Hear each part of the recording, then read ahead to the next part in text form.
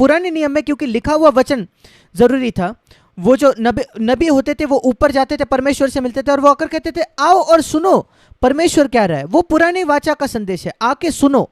नई वाचा में संदेश ये है आकर देखो मेरे प्रभु ने मेरे जीवन में क्या किया है। इस वचन के द्वारा उसने कैसे मेरे जीवन को बदल दिया, कैसे उसने मेरे पाप के आदतों से मुझे छुड़ाया, आकर देखो।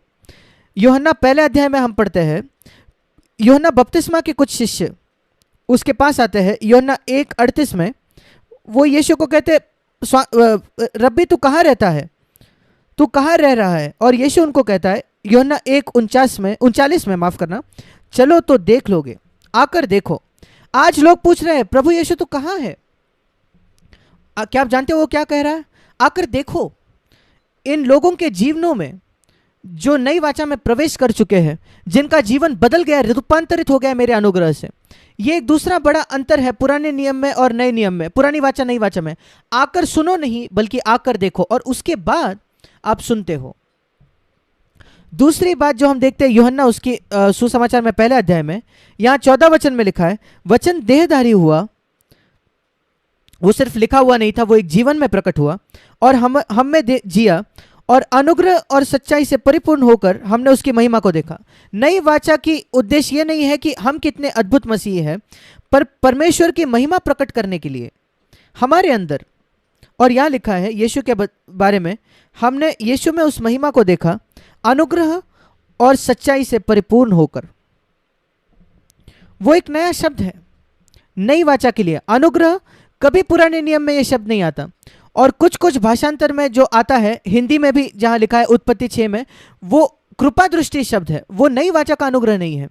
क्योंकि यहां लिखा है 17 वचन में, यूहन्ना 1:17 में, व्यवस्था मूसा के द्वारा दी गई परंतु अनुग्रह और सच्चाई यीशु मसीह के द्वारा पहुंची। कोई अनुग्रह नहीं था संसार में जब तक यीशु मसीह इस पृथ्वी पर नहीं आया। बहुत जरूरी है समझना, कोई अनुग्रह पुराने नियम में नहीं था। व्यवस्था थी और उस व्यवस्था को अनुग्रह से बदल दिया गया। और सच्चाई एक दूसरा शब्द है जो गलत समझा जाता है। सच्चाई का अर्थ है असलियत, यहां उसका मतलब है अर्थ असलियत, वास्तविकता, और उसका विरोध ही है झूठ या पाखंड।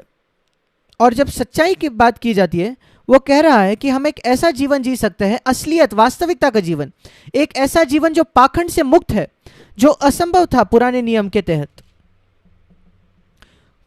कोई भी पुराने नियम में, अगर एक उदाहरण दिया जाए, कोई भी 10वीं आज्ञा नहीं मान सकता था।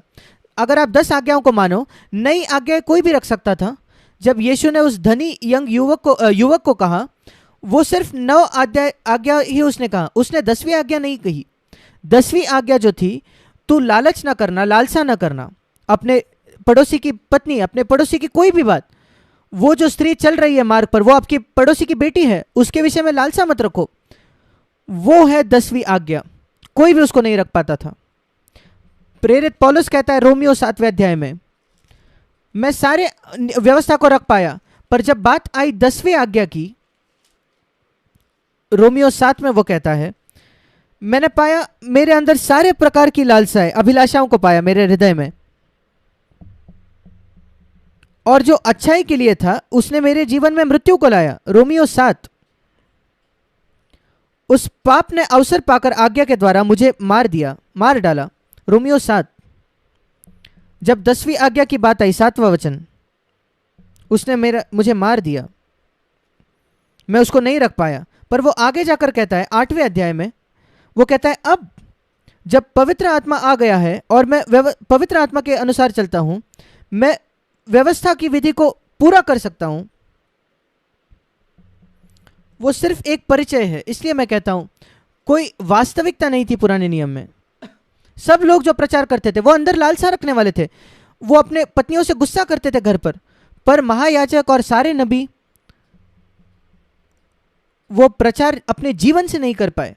वो वही प्रचार कर सकते जो परमेश्वर उनसे कहता था। यूहन्ना बपतिस्मा भी सारे नबियों में सबसे श्रेष्ठ। यीशु मसीह ने कहा जो सबसे छोटा है नई वाचा में प्रवेश करने वाला स्वर्ग के राज्य में, वो उससे बेहतर है, उससे बड़ा है। किस तरीके से हम सच्चाई को अंदरूनी भाग में, हृदय में अनुभव कर सकते हैं, जो वो कभी नहीं कर पाते थे पुरानी वाचा में। क्या आपको याद है जब दाऊद ने पाप किया और उसने वो अद्भुत भजन लिखा, भजन 51। उसमें एक वचन है जहां वो कहता है, हे प्रभु, भजन 51:6, तू हृदय की सच्चाई से प्रसन्न होता है और वो मेरे पास नहीं है। वही पौलुस रोमियो 7 में कहता है, जब 10वीं आज्ञा की बात आई, जब तुम लालसा न करना, लोभ न रखना किसी बात की जो तेरे पड़ोसी का है, मैंने पाया हर प्रकार की लालसा मेरे हृदय में। वो वहां एक ईमानदार व्यक्ति है, पर वो छुटकारा उसने पाया क्योंकि वो परमेश्वर की खोज करता था और उसने पवित्र आत्मा से वो भर गया, और जैसे वो पवित्र आत्मा में चलते गया उसने जय पाया। वो दूसरी बात है, मैं चाहता हूं कि आप मेरे साथ निकालें इफिसियों की पत्री उसका 2 अध्याय। अनुग्रह इस शब्द का क्या अर्थ है? बहुत गलत समझा हुआ यह शब्द है। इफिसियों की पत्री उसका 2 अध्याय और उसका 6वां वचन।